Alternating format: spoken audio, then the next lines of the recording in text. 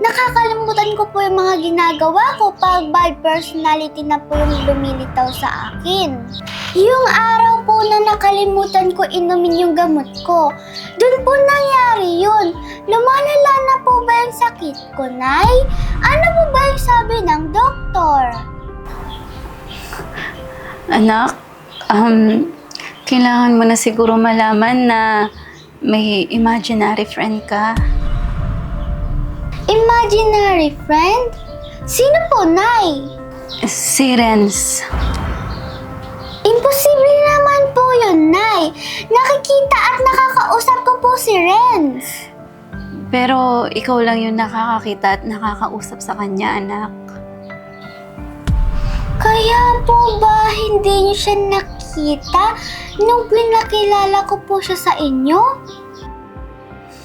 Oo, anak. Naalala